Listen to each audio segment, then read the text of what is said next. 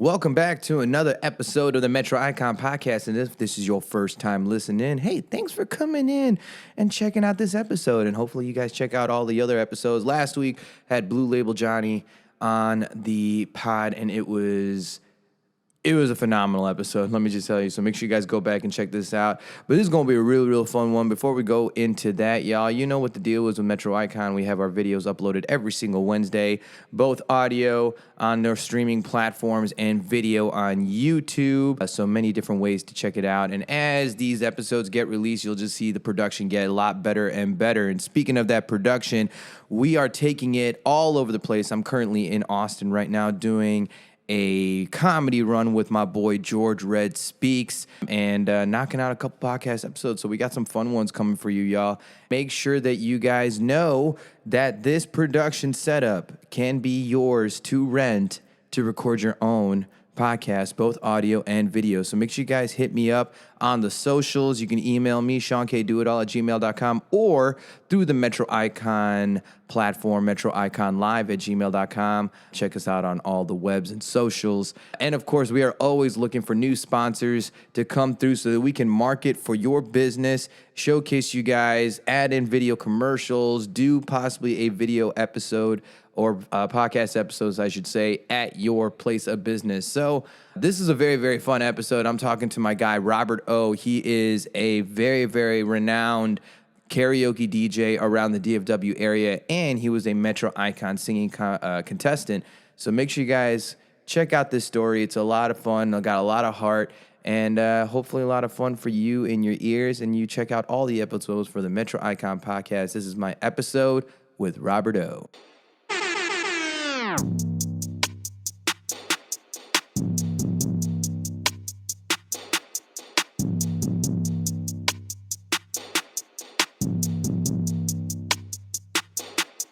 You can do it all. You can. Do it all, baby. Do it all indeed, ladies and gentlemen. Welcome back to another episode of the Metro Icon Podcast. And if you don't know who I am Sean K, the showman of Do It All Entertainment and DIA Media, and of course, the curator of Metro Icon itself, where we do what in this show, y'all? We talk about the world of entertainment and media and the icons that live in it, all within the industries. And man, do I have a guy in here. He is legendary around these DFW parts. He's a prolific singer with a extensive resume, singing with a lot of big-time singers, which you guys will hear about today. And he's also probably one of the most popular KJs and karaoke DJs you will find around DFW. Ladies and gentlemen, I got my man, Mr. Robert O Olivas in the house. What's up, brother? How you doing? I'm good, man. It's good to see you. Looking fly as always with your Prince swag and everything, dude. Gotta represent. Like a true Prince you are, Robert. Robert is a guy that I know through the karaoke scene, and he actually played a very special role with the Metro Icon competition. Not only was he a singing contestant, but he was also one of the KJs we worked with to find some of the other singers that qualified for the competition itself. So he actually played a double role, being part of the competition, somewhat on the back end, but also being on the stage itself. And he put on such an incredible performance. I really wanted to see you go further in that, because I know how talented you are, man. And so, but you know, the cards played the way it was, and either way, it doesn't take away from any of the amazing things you're doing every single day anyway. So I'm happy to have you on the show, get to know you a little bit more, and have a little bit more of a deep dive with you, man. Yeah, the pleasure's totally mine. Thank you so much for doing this. This is my first. Yeah, your first. I'm popping his podcast cherry, ladies and gentlemen. Yes, and I'm about that life, y'all. And we'll be taking a kind of break within the halfway point just so I can re-shutter my camera and keep the video going. And of course, we are actually taping here at the Cottage in downtown Dallas, in the heart of Dallas. Cottage Bar and Grill. It's a grill as well, right? Yes. And the kitchen's open really late. It is. And so if you got those late night munchies, this is a perfect place to do it. And we got some awesome characters, because this is a biker bar. Yeah. It is a biker bar. There's a whole biker entrance that goes to the back and everything. But we are also within operation. So, of course, as you guys can see, our podcast episode is always remotely going to all these different places. You're going to hear some background noise, but you're definitely going to hear this conversation. Just want to make sure that, Yossi, you're a little bit closer to the mic so we can hear the true essence. There we go, the true essence of your that sultry voice of yours, man. Sultry. Yes, right. So, how long have you been living in Dallas? I've been in Dallas now about 20 years. 20 years. Where are you originally from? El Paso, Texas, but more importantly, east of El Paso, in a really, really small town, badass town called Fabens, Texas. So shout out to the Wildcats, Fabens Wildcats. Yes, that's right. If they hopefully jump on this podcast because legendary Robert O is part of it. So that's right. But you're Texas born and bred then? Absolutely. Absolutely. So you came here 20 years ago. What was the motivation to come to Dallas from El Paso? Was you just looking for better opportunities? I mean... Well, yeah, I'd have to explain to you the border economy is very difficult. So being bilingual, the further you move away from the border, the more equitable things can be for you. Okay, that makes sense. Yeah, at the time, I moved up here as director of finance for some auto groups. I made my way from El Paso to Lubbock, and that Lubbock group acquired some Tarrant County stores, so I came up with them. So that's how I ended up in DFW. That's awesome. But now, that sounds like a general 9-to-5 job. You don't do that no more. You're full-time in this entertainment game. Absolutely. Said goodbye to that career a long time ago. And it's been good? You happy with it, where you're at right now? No regrets. Absolutely happy. I love that. I love that, man. I got to cop that jacket, by the way. I keep looking at it, man. That's like a showman jacket right there to the core. So I absolutely love it, Robert. I'll give you some pointers there, brother. You're always looking fly. Dude, trust me. I'll take fashion advice, man. I kind of just do it based on my own little... just kind of how I feel and stuff, but I like to shine and shimmer and showcase a little bit, that's what a showman's supposed to do. So, how long have you been a karaoke DJ? On and off for about 25 years. Wow. Okay. On and off. That was started as a hobby back in El Paso, but full steam ahead under my own power about 8 years. Okay.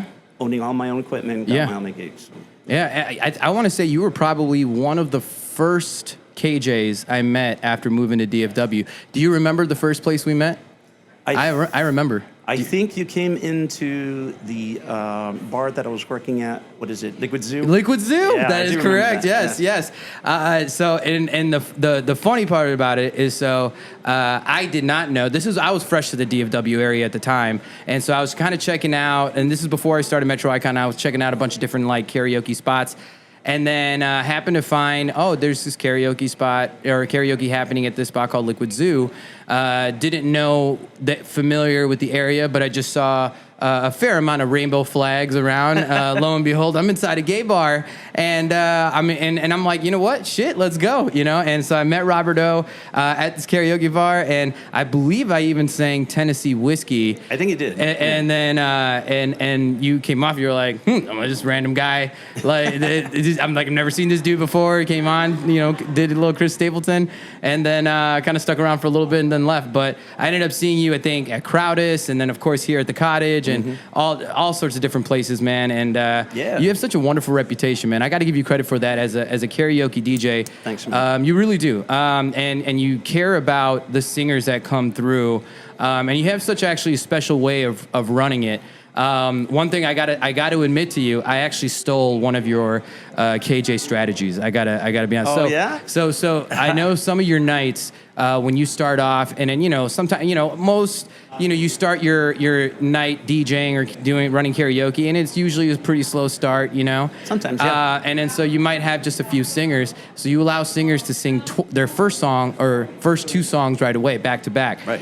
And I've never seen actually another KJ do that. And I was like, you know what? That's actually a really smart idea to allow kind of like a little bit more of a continuity of singers, but just kind of give a little bit more of an establishment of the singers that are there from the jump. So right. I kind of took that strategy a little bit from man. you. Yeah, okay. And I don't own the rights to that, certainly. And that's the thing about a karaoke. So I'm sure you know that. We aren't just born into it with all the skills. You pick up little things from other karaoke shows and ideas, and then you develop them, you create them, and make them part of your own repertoire. So absolutely. Yeah, I've picked up a lot of great ideas from other karaoke hosts who are most of them are my friends. There's a few out there that really don't don't like to blend well. But. Well, it's like there's a lack of effort sometimes. There's those karaoke DJs that, and I get it's the ones that are only sitting down and just putting your name on, and then not really engaging or with the show or with the audience, you know? Bueller. We don't name names. Bueller. We don't name names on this show. Bueller. Yeah. Remember that movie though? Remember? I'm young, I'm old enough. I'm hip. I'm hip with it. You better know that. Ferris Bueller. I know that shit. Plus, it took place in Chicago. That's my that's a home. That's hometown for you. Hometown movie reference. But whichever case, man. Obviously, as you've been very successful in building a strong schedule for yourself as a KJ, but of course he's also a very, very talented singer. Robert has an amazing range, and he's performing duets and helping other singers when they're on the mic and stuff. But you actually have a little bit of a career singing wise, like you've actually have had some opportunities as a singer. Who are some of the artists? What are some of the things that you've done within your singing career? Well, I've been very blessed to have been noticed at other karaoke shows as well as my own by some folks, and I actually sang in 3 different bands. The first one being Hashtag, and that was by this really That's a good name. Awesome group, out in Rockwall. And the second one, I teamed up with some members of the Three Drunk Monkeys, awesome local band, and we started our own group under the name Colorblind. It was really cool because we came up with the name because our guitarist was this really, really nice white guy, and then our lead singer, she's black, and then I'm Hispanic. So we span the whole color schematic, if you will. You're like the United Nations of bands. Exactly, representing, yeah. So it was like a great idea. We called it Colorblind. We did that for a while. And then the Three Drunk Monkeys and I teamed up, and the 4 of us created a foursome. We were called Radio Lab. And that was a lot of fun. Okay. We got a lot of exposure there. So That's awesome. yeah, and they're still kicking it. Three Drunk Monkeys, shout out to them. Oh, hell yeah. I gotta go check them out. Yeah, they're But badass. you also, I don't know if I remember this correctly, did you sing backup for like Kelly Rowland or something? No, that wasn't me. That was not you? Oh my God. Shoot. I wish. I totally thought, then it was one of the Metro Icon singers, and I totally thought it was you. No. But you should have. You should have sang backup for Kelly Rowland. Now we'll say that. Kelly, if you're watching, I'm available. Yeah, he is definitely available. Or some Prince cover bands. Actually, that would be kind of fun, right? I'm sure. I did get to do a little backup singing for this guy that does the Prince tribute here in Dallas. Really, really awesome. What's his guy. name? I think I met him at one of my nights. Yeah, forgive me, it slips. I know so many Prince fans. And this dude I think he was like an American Idol singer as well, or something like that. He's He was like a fabulous entertainer, and he sounds and looks just like Prince when he gets up in his ghetto. I will remember the name here in a minute. It'll pop into you know how that always happens. Yeah. It's like. And feel free to interrupt any moment and be like, "Oh yeah, Jake," whatever it is. Yeah, I will. But yeah, so I mean, whichever case, so you had a bit of experience as a singer.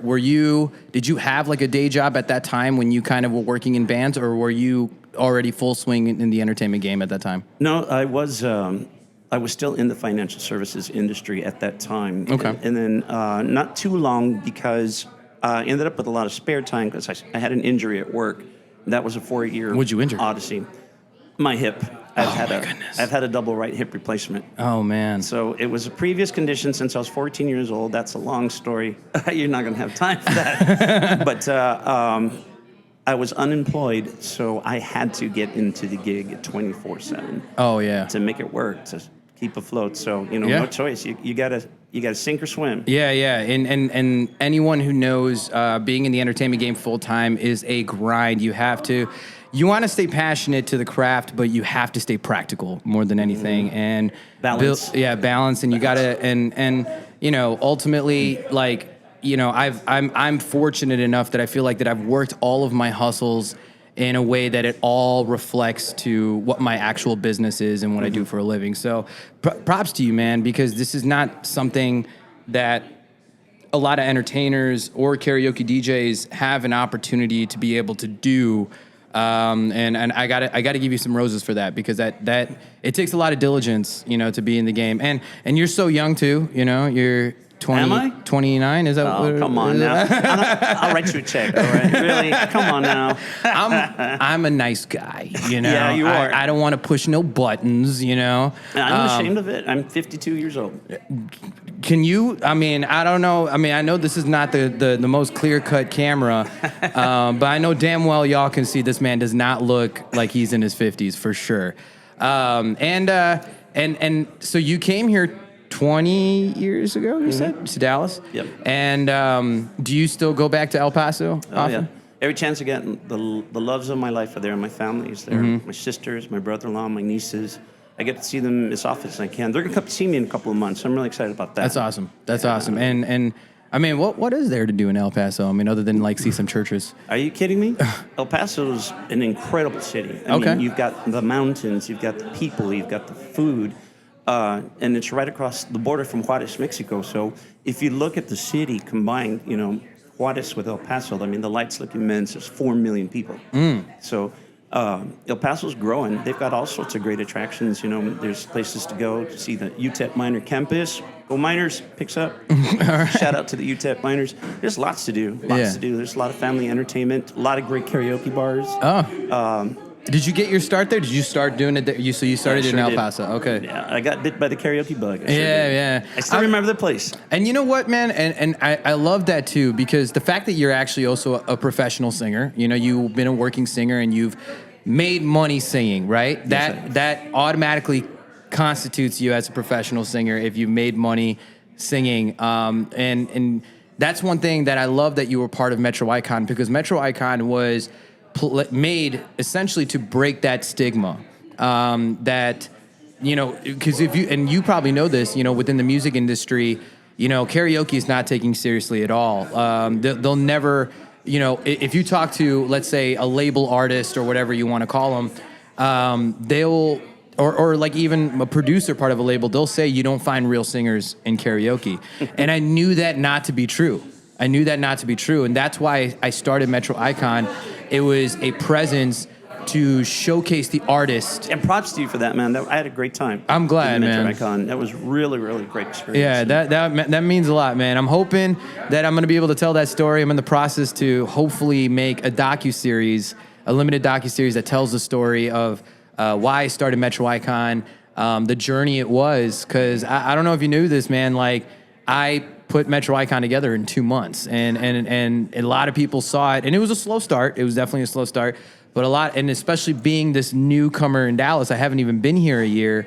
Like, I didn't know anybody. And that's what I wanted to give you props for, because you not only did you get to know people, you did it very, very quickly, and you got everybody fired up with it. And I think I can appreciate your energy for that when you do that, because it shows in your face.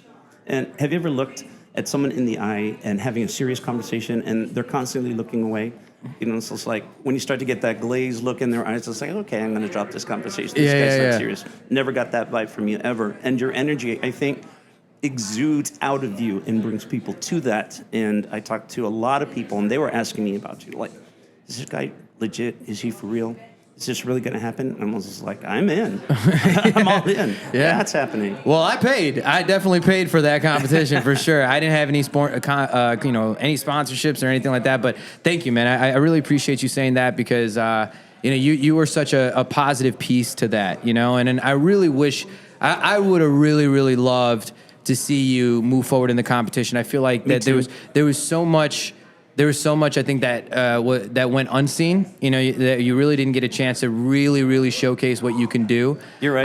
And I was waiting to spring some of that out in the normal rounds. To tell you, you know, this was the first time I ever did it. So, you know, it's kind of like anything you do in life, you don't know what to expect the first time.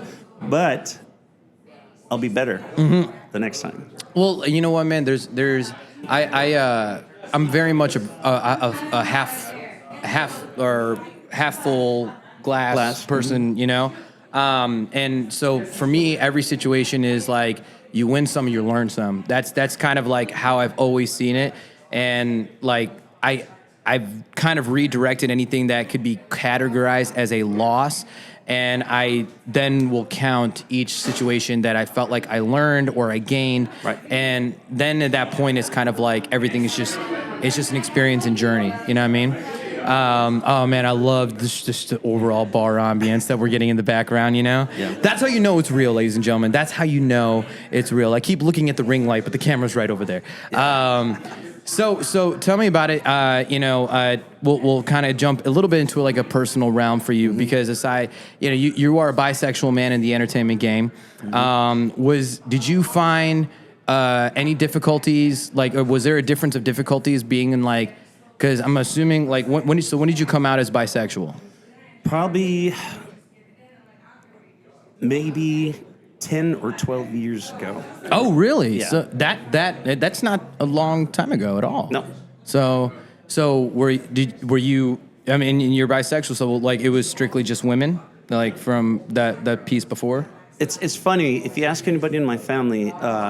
El Paso's predominantly Hispanic. Yeah. I mean, there's a small population of the African American Which is not easy as well. Right. Having a Hispanic family. Machismo. Right? Oh, yeah, absolutely. So where I grew up, going through what we're going through, you were either a cholo, a rocker, or you're just an outcast. And that's just the way it was. That's the way it was. That's border life. Things have changed and it has gotten a lot more progressive now. And El Paso has changed a lot. And it's been a pleasure to see that diversity starting to go around. But back in the day, you couldn't. Yeah. You just couldn't. I come from a family of the youngest of 6, with parents that grew up, in the Great Depression. So they were very formatted. They were very strict. I think is, I guess, the way to call it. Yeah, traditional traditional in a sense, right? Yeah. Yeah. So. But like again, it's like you all you can hope for is progression, right? Yeah. And I think one thing I'm learning, because now I'm engaged to a Mexican woman, which the cultural difference doesn't matter, but she's very beautiful, by the way. Thank you, I got to meet her thank you, on man. I think so too. I should say I know. So she's gonna be watching these episodes. I love you, baby. I love you. Shout out. But she's got her having 3 kids. Those circumstances. That's not something was easy for a lot of people within my family and my circuit to really have high hopes, you know what I mean?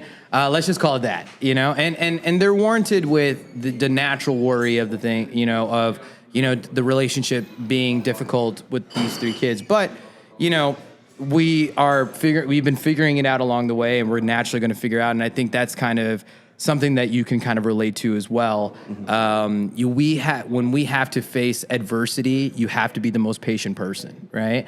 And that's why I kind of, it's a very, very special story. Have you ever connected with Sir Scooter Nix? He actually won second. Absolutely. He's a friend of mine. That's awesome. I met him because he's bisexual as well. So Scooter's fabulous. Yeah, shout out to you, Scooter. Yes, Sir Scooter Nix. He was the probably most prolific character of Metro Icon for sure, and he spoke a lot about that too. It's because as a bisexual man, it's like Scooter said something that was very, very profound to me. And he said that being a bisexual black man meant that I was unaccepted by 2 different communities. And I can see you probably having to relate to that too, right? Absolutely. Because, obviously you are, doing gigs and nights within, the LGBTQ like districts, of DFW a little bit, right? I mean, Liquid Zoo. I have. Well, Liquid Zoo. Are you not at Liquid Zoo? No, I haven't been there for a while. Oh, okay. We won't go into that, Bueller. No. But again, it's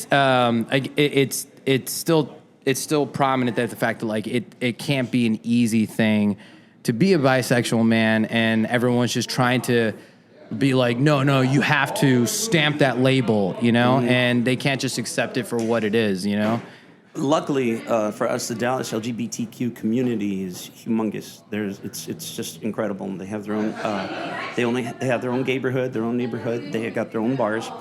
I found them and us, I should say, to be encompassing in many ways, but at the same time fragmented. So I came from a place where I never felt accepted. And I was like, okay, I'm in Dallas. I can explore a little bit and see what the thing is about. Because I just didn't have those opportunities in the other cities that I lived in. And at first, it was an interesting experience. But at the same time, it was also disappointing that I really didn't fit in the cookie cutter description of every group. Yeah. So I kind of tumbled into what I felt was a little more fragmented than anything else. Yeah, for sure. So I just decided not to have to be like anybody else, and I'd just rather be me. Yeah. I finally came to terms with that. Yeah, that's beautiful. Coming to Dallas, it's just like, I'm happy being me. This is who I am. And I've had people ask me this, it's like, are you or aren't you? And I go, it doesn't matter. Yeah, right. They're like, no. Yeah. So I was like, well, yes, I am. But this is the way that I am. No, that's a beautiful. I'm glad that you shared that. Because there were times where you have to remember to deepen your voice when you're in certain places and look a certain way, and like screw that. Who has time for that? So I'm happy being me. Yeah. And I really wish I would have had the courage to have done that a long time ago. You know what, though? I mean, again, it's like the story of the journey, right? And things happen in the time that they're supposed to. But what you just said is like how I define what the fountain of youth is, right? And I think that you, like, because think about it this way, because it's like, I mean, obviously you do not, and you said that you just wish you discovered it earlier. But you moved here 20 years ago. That's 20 years ago you discovered, just living by your own personal truth. And I think that really is what the fountain of youth is. Like, I'm 35 years old, and I'm constantly told, like, oh, you don't look 35 I thought at you were all. in your 20s. Yeah, everyone First always met thinks you. that I'm like some ambitious mid-young 20-some year old. Well, you remember at Liquid Zoo, I said, just like, yo, get her for this young man. You give me a... I'm like, young man. I like this guy. But the funny thing was, I've been... I'll tell you a funny story. So because I've been doing stand-up comedy now, so I'm always going to these open mics. Congratulations. Thank you, man. I've been loving it. Jack of all trades. This is the last leg of entertainment. I won't go into another skill set after this. But I've been loving it. But it was funny. I went to an open mic on Monday night, and there was this really, really young comedian. He was only 17 years old, so he came in there with his dad. And I was like talking to him. I'm like, dude, you're only 17. That's amazing. He's like, yes, sir. I was like, sir? I was like, man, I was about to give you a compliment, and you gave me a sir? Like, what the shit, bro? Like, but again, it's like people always say that I look so young for my age. You do. And thank you, and likewise. But I think really that when people tell me that, I'm like, well, I found the fountain of youth, and the fountain of youth is really living by your own truth. The one after doing therapy, which I don't know if you've ever done therapy before or not. But after doing therapy, Physical therapy, yes. physical therapy. Yeah, But have you that. done like psychological therapy before? Well, And I'm not talking about like your friends at like 2 a.m. with after a night of drinking or whatever. Like no. Music is my therapy, and as a matter of fact, Sure. I say that at karaoke. If you always make fun of my memes, right? I always have those funny musical memes, right? I don't make fun of it. I laugh No, at you them. like They're them, funny. right? Yeah, they're funny. Yeah. Well, one of them says it's like, karaoke, it's cheaper than therapy. And it really is. Yeah. This is primarily why. Not for everybody. Right. But, yeah. But for the karaoke enthusiast, Sure. it really is. For the people that just enjoy singing. Or just a singing enthusiast, I would say. Yeah. I mean, singing it creates that endorphin release. And being in pain as much as I had been back when I was telling you about my injury, just being on stage for 4 minutes, 5 minutes with that release of endorphins, you can feel the pain. Yeah. And it's addicting. Yeah. It's a drug. Yeah, absolutely. Yeah. And to each their own, to however people find it, but that definitely is a pure way. But like, with through therapy, when I realized that the number one person I was lying to the most was myself, right? Once I stop doing that, there's situations in life where you may have to lie in whatever some situation. You might have to kind of not reveal the truth per se. But when it comes to my truth and looking at having that awareness and that, understanding within myself, once I stopped lying to myself, I feel like the whole world made sense. And when I started operating to what I felt was real and right for me, not based on anyone else's stigma or, what anyone else thought I should do, right? Then I felt like things started kind of opening up on a different plane, but that's where I really maintain my youth. That's where I really maintain my essence, where like my skin's not pulled back by the shit that I have to hold back. You know what I mean? Yeah. So I bring a tear to my eye. Like, look at this. You see? That's great because I know exactly what you're saying. Yeah. When you find that plane, it's like Zen. It's like you've elevated yourself out of this crap that you've been trying to get out of. When you just live by your own standards and by your own goals and your own dreams and your hopes. And you know, failing is okay. Yeah. You just learn from it. You take all of that, encompass it, and you create this wonderful life for yourself. And you know, again, props to you. I'm really impressed with what you brought with you from Chicago. And props to you. We're gonna take this moment, take a small break. You'll probably get a few messages from sponsors and leading forward, but we'll just come back and go into the second half of this show. Be ready, y'all. Fabin's Wildcats rule. Half times, and you saw him 13. 13. Did you? And you got a chance to meet him? I did. What? Okay, you got a chance. You remember that from the Metro Icon? You were there when they interviewed me. The judges were asking me about that. Yeah. Because on your application there was always like, you know, tell us something interesting. Yeah. So yeah, that was probably one of the biggest things in my life. Yeah. And do you have anything carried from those encounters? Like something that you I don't know, autograph, memorabilia, anything like that you carry? Did he bless My those place. chains? Unfortunately, it was afterwards that I got this chain. But he doesn't do autographs. And when he did, those are incredibly rare. Number one, it was interesting how I got to meet him. And it wasn't just me. It was mostly all these beautiful women and maybe like two dudes. It was just crazy. I owe credit to the Fabin's Independent School District's summer rec program that I had the privilege to do for 3 years. In it, we developed theater, dance, and I had this excellent group of kids. I'm so glad to have a chance to talk to about them publicly because they're amazing. The kids in Fabin's are just really, really are amazing. So anyways, we developed this program where I directed a play that we all wrote together. We'd come up with an idea, develop it, create the script for it, wrote the play, acted it out, costume lighting with the kids doing everything, the lighting, the sound. I was directing, did some acting in it. And we'd also have a music enrichment program, part where I would listen to their music. We'd all bring in music and they'd listen to mine. So I was always Prince, of course, at the forefront. And they liked it. They liked the music. When they selected what song to dance to, it was always a Prince song because they got to choose. It was always about the kids. So sending copies to the last address I had for his fan club, I got a response 2 years later, and it was a really cool purple box with a book and a T-shirt. He was touring Hawaii at the time, and some incense and a poster. And a handwritten note that said, "Thank you for helping This us man reach." he gifted you smells? Yes. Prince smells? Yeah, hell yeah. I still have it. I dare not burn it. No, ever. It's called "Play in the Sunshine." It's Fitting. Silent Time song. Anyways, it said, "Thank you for helping me reach the next generation with the music of the new power generation." So, you know, the kids went bonkers. That was really cool. But the year after that, I got an invitation to come see him in Austin. He was touring with the Gem the Year tour. And that was incredible. Basically, he took us out there and we were going to have lunch, but it's like meeting the president or something. They briefed you like, you know, we didn't have cell phones with recording device or anything. Right. We barely had beepers at the time. So, you know, we didn't have cell phones with cameras. Beepers. Barely. Okay, I didn't reveal my age there, did I? Well, yeah. Anyways, we're told no recording devices. Don't talk to him. Don't order from the menu. He's going to order from you. He had just lost his first child, so that was a topic just like we were not supposed to breach. So we went to the hotel. Like I said, all these beautiful women, a couple of dudes.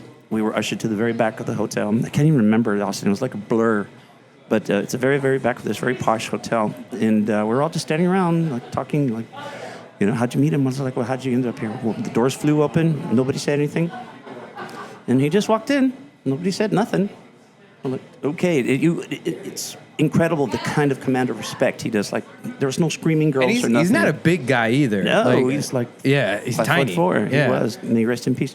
And he sat down, and nobody said anything for like I thought was half an hour, which was really more like 10 minutes. It was weird. All you could hear was a cough or clinking of an ice glass. That's it. Waved the maitre d' over, ordered for everybody. And he just took his glasses off and he just started talking. just started talking like you and I are having a conversation. Yeah. Making chit chat with everybody. Just really, really cool. That's awesome. And when, in the end, when it all came around, he went to everybody individually and he thanked them. He knew why They were got there. the invite. Yeah. And when he got to me, he shook my hand and he said, "You're the guy in West Texas, right, with the kids?"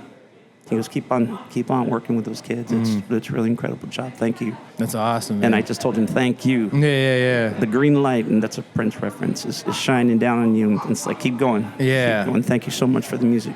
And that's awesome. And when did this encounter happen? It happened had to been 97 or 98. It was the Jam of the Year tour, which was the Emancipation album. So it had to be 97, So this is 98. before you even moved to Dallas then? Right. Yeah. I was still in El Paso. Yeah, and I'm sure that's a moment that you're going to carry with you until your last dying days, whatever it is, right? You know, and I always say, because it's like I have family. I would hate if there's a lot of different ways, and however the universe decides to take you out. The one thing I wouldn't want to lose first is my memory. You know, because it's those memories, those moments is that what carries you forward. And once you lose those and stuff, you'll lose more essence of yourself. Yeah. You know, and at that point, it's like, is it even worth moving forward? I'm going to a whole dark piece right now. Holy cow, that's deep, bro. I know I'm going into a whole deep dark piece, but I guess what I'm really pointing out is that I'm at such a profound moment, and they say that not to meet your heroes, but that is the experience you hope to have when you do meet your heroes, So and it happened in the most unexpected way, and that's beautiful, dude. But you deserve it. You deserve it, and I think that's. That's a monumental moment, man. I mean, Michael Jackson was that icon for me that I wanted to emulate, right? And now I look at people like Kevin Hart or Will Smith, pre-Oscar slap, but but a whole nother conversation. But it's I would have loved to meet Michael Jackson. I would have loved to meet that person, that entertainer. I couldn't imagine, and I know that people are going to have. They're going to have their opinions, based on, whatever conglomerated, pieces on him and stuff like that. But with the amount of the stuff that I've looked into about this dude, it's just you really cannot believe everything that you hear in the tabloids and stuff. And almost also kind of how you explain how Prince is, that he's very particular in the way he handles situations and stuff, because it's we live in such a world that when you have so many things breeding for you, where opportunity is pretty much limitless to whatever you want to accomplish, it's hard to trust the world because so many people are just trying to see what they can benefit from you. They're not trying to give you anything. They're just trying to see what they can gain from you. And I'm sure even as an entertainer, working in KJs, you meet those people. And I learned very early in my social media introduction to be very careful of what you say and how you say it.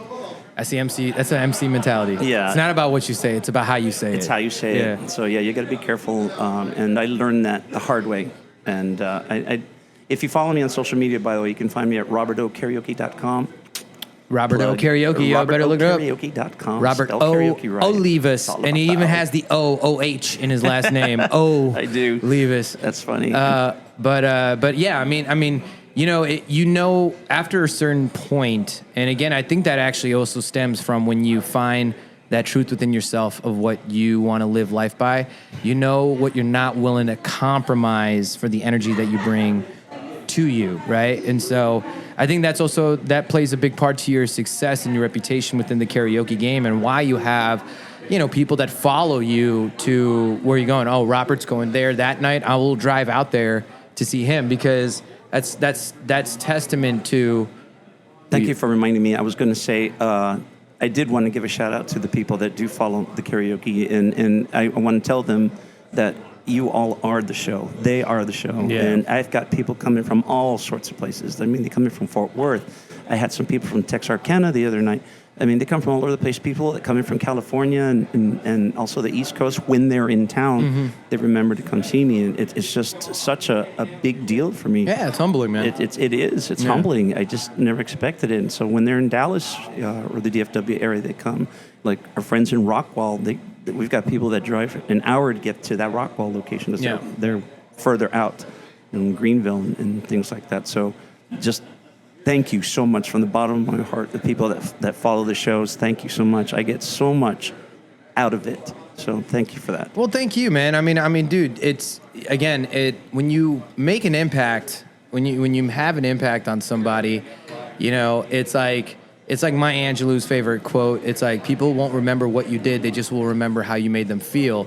And as many shows that I've seen you make people feel naturally comfortable to be themselves, which allows you to be yourself, and you are just inviting of all sorts of characters and misfits, and no matter where they come from, and you have such a wide range of, you know, people that where it's not like you're not a cookie cutter entertainer. You're not anyone that like you cater to just one person. You kind of cater to everybody. So that's why, you know, I'm happy to have you on this podcast, man, because there's a lot of people that I think within the entertainment game that try to be within a certain box or field and not step out of that realm, you know?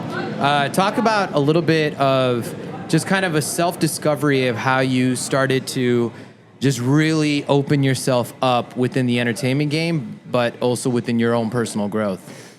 Well, I discovered a knack for it, to tell you the truth. It was by accident that I found karaoke, and just because it became a hobby, you know, I started to get to know the karaoke hosts and got to speak with them, and I learned from them. They eventually asked me to join the team, and they showed me everything I needed to learn. So I learned how to cut my teeth in El Paso with Mardi Gras Entertainment. Love them still. They're still my good friends. And eventually, I took all of those skill sets that you learn from the service industry. I was in the service industry for about 10 years. So, you know, you learn how to engage people because you're encouraged to upsell, and you got to listen. And when I got into the car business, as a salesperson, you have to listen to understand so that you present the product that they're looking for. From there, I moved to finance, and that's even a more difficult job because now you're juggling all these plates. Ever seen a circus guy with the plates that are spinning? Yeah. You know, you got to run back to the first one and start spinning again, or it'll start to fall down and crash. Well, you have to learn that discipline.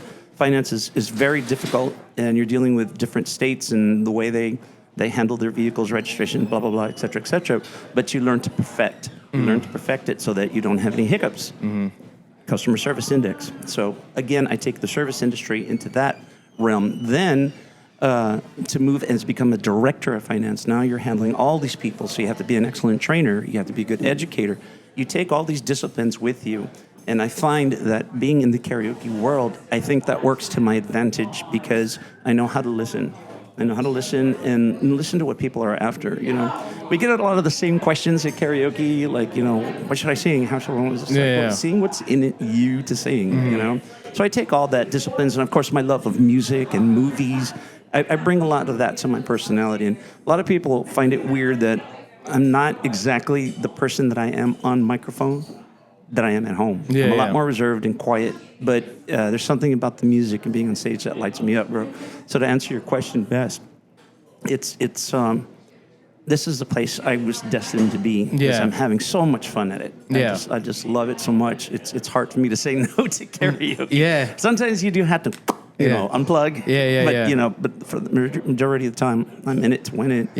And it's a discipline, I think, that grows. It's always changing. That's the difference between being stuck in a cubicle like I was in finance. You reach, the money's great and that's everything, but money isn't everything. You know, money isn't everything. It's about happiness and money's is a numbers game, right? Yeah. And numbers is a thing that can never end, right? But like, you know, I think, I follow a lot of what Bob Marley's rhetoric and stuff, and excellent. You know, and staying humble is part of that. But when you're staring at the numbers game, then you're looking at a game that like never ends. So where does your happiness really end? When is it good enough? And for me, it's like, you know, I value my time and my energy way more than as a currency than the actual money, right? But again, it's like I'm also not going to have somebody devalue my time either, you know? So that was the thing that really finally pushed me over the end. And it was important to me, being the small town boy, to make it big. It's just, and what's even worse is I'm a Leo, so you know, pride is a big thing. I know what that means. Zodiac sign I know. We just stuff. But you know, I had to I wanted to be successful. I just didn't know how I was going to get there.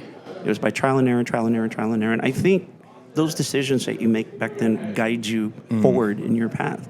And I think that's exactly how I ended up in this seat. It's just, I was driven. I wanted to be successful. So if I'm going to do something, it's an important lesson I learned from my father. Is if you're going to do something, do it right. Yeah, right. He constantly drove that idea in. He didn't mince words. He didn't have a lot of words today, but when he spoke, he had the respect of the entire community. That's awesome. Something I love about my parents is that they were very well respected. Yeah, and I think you touched on something that is actually also very important too, because being in, let's say, the finance game, right? Like the financial services game.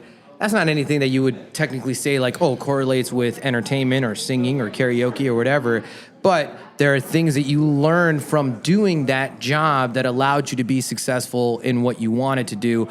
And I think that's something that is also important for a lot of young entrepreneurs or young creatives, that you might not be in a position to be able to go fully in, and that's okay. You can stay practical and you can work that job. One thing, that piece that I placed to is that I had to jump back in the job force when COVID happened. My entire schedule for the year happened, which I remember. Right.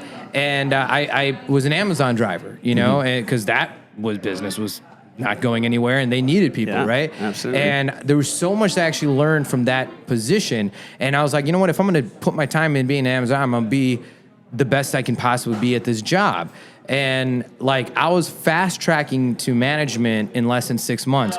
Right before they were about to promote me to management, I had to put in my 3 weeks, and I was like, yeah, I'm moving to Texas. So this was in Chicago. This was in Chicago. This is after COVID happened. That's right. Because I moved here. I forgot about the timing. November of 2020. Yeah. So So it was like a couple weeks before I moved, that I had to leave Amazon. But there's so many things I learned, managing and logistics, and just kind of the discipline or principle of being on point and having accountability. There's just a lot of things that I kind of took that I was able to bring. I'm like, okay, I'm back in the business now. And fortunately, so many people in the entertainment game or media industry, after COVID could not continue on. So they're, selling insurance or whatever they're doing to, see forward, which is fine. But I'm fortunate, we are fortunate enough that we were able to come back after COVID and still come back into the game and have a fluidity of income, doing what we love to do. But, there's a lot of young people who don't know. They're like, I don't want to do that job because that's not what I want to, that's not going to help me to what I want to do. And I'm like, there's things you can definitely learn in any job you do that you can take those principles to what you want. And if it puts you in a position of somewhat comfort, or gives you, let's say, financial options to invest into your creative or your craft or your passion or whatever, then great, Exactly. And that's a great point that you made, to all the young people that are going to be listening to this. You can take them, and let's just to make it simple, it's like if you could make a marble, play marbles, of every good thing that you got. Yeah. For the young people, they're the ones rolling around in my head. Balls. Oh, yeah. Thank you for elaborating. I forget that age thing.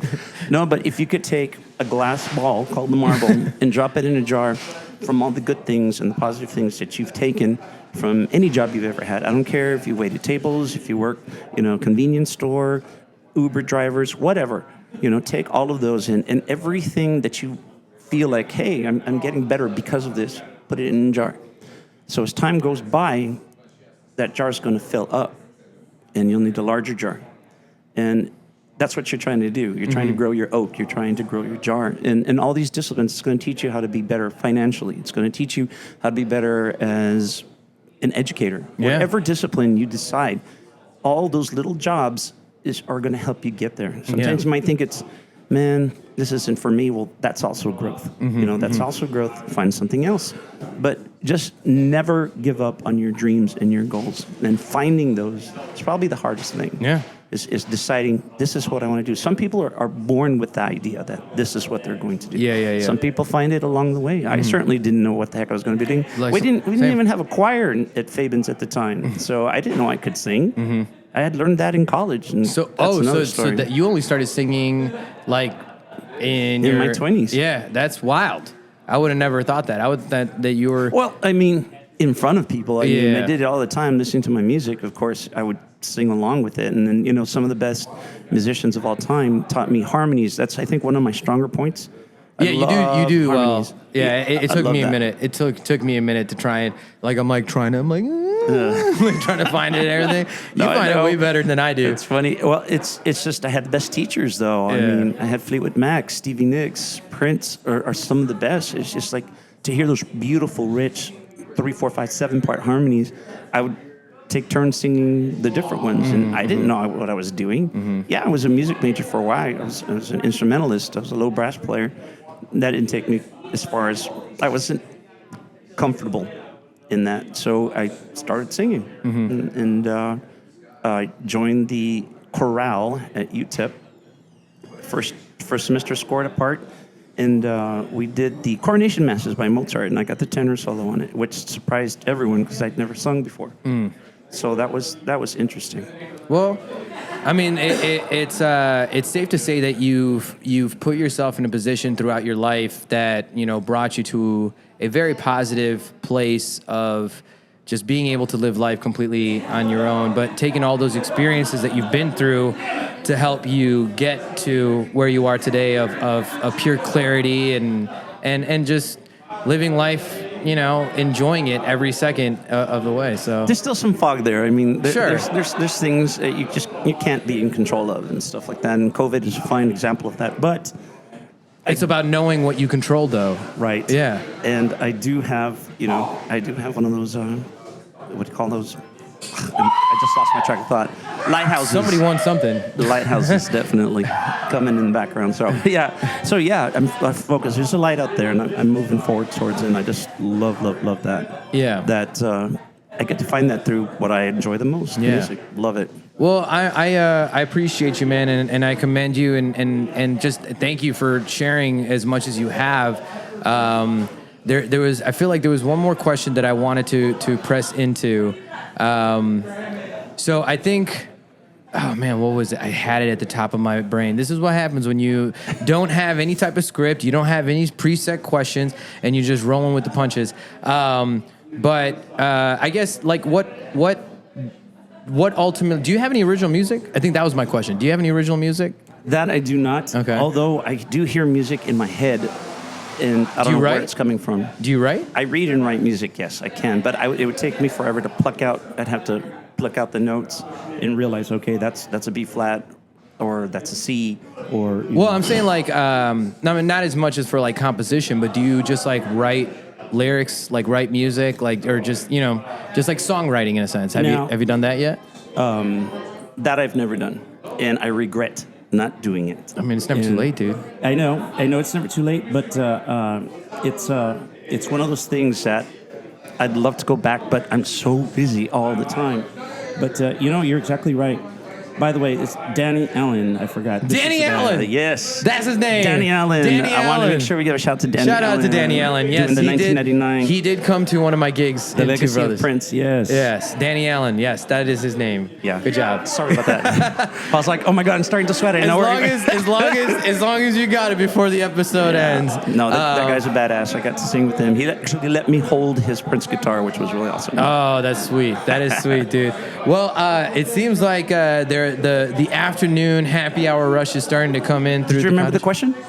That was my question. If you had original music. Oh, that was it. Duh. But again, I would honestly, man, I would encourage you to just start writing. Honestly, just like put words down, even if it just comes. You don't have to have a melody, but if it's a matter of just meeting a producer, that's not a problem. I got producers for days that I can just introduce you to that just have instrumentals that literally are just sitting in their library, and you can pretty much get a song there, whatever, and you just pop the lyrics on top, and then it's just a matter of laying it down and tracking it. I have thought about it. I just jumped in all into this deep dive doing what I do. So it's that's good to know. Yeah, that's good to know. So maybe I should put some. I just think that you have a message, man. I think that you're a fantastic singer.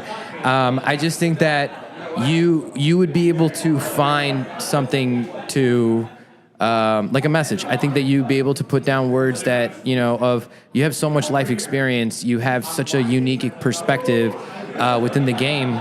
I think there's something to share there, man. So Thank you for that. I definitely encourage you, dude, to start writing. Just start literally. I had to get into the habit, especially now that I'm doing stand-up, I had to get into the habit of like, don't trust that you're going to remember this idea later. Write it down now. If you can't deal with it now, write it down now for later. And I definitely would encourage you to do that because I think, you have a lot to share. But what was that? Can you come in? Patron empowered. What was that? A bar patron empowered. I don't know what it is, but we're about to close out this episode, bro. Okay. But I appreciate it. Thank you for joining. Yeah, there we go. Fist bump in camera. All right. To close out this episode, man. First off, I want to thank you so much for your time, man. Having you part of this, man. It was a lot of fun. Superstar. And oh man, come on, dude. You're the icon that I'm sitting in front of, right? But I like to end this podcast. I've been called many things, but I've never been called an icon. Well, let it be the first. Let it be the you first, are baby. the first again. Another first. There we go. Sean K. popping cherries. I'm at the popping cottage. cherries left and right, yo. In no sexual context whatsoever. It's a cherry popping daddy. That's right. Only you can say that, and my fiance.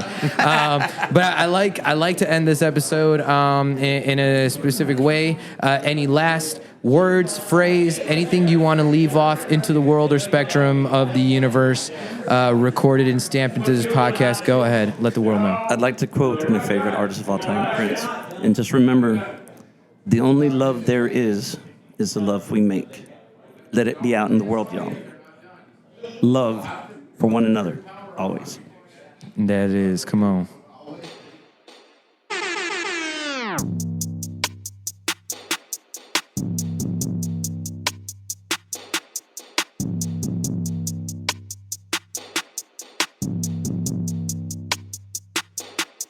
You could do it all. You can't. Do it all, baby.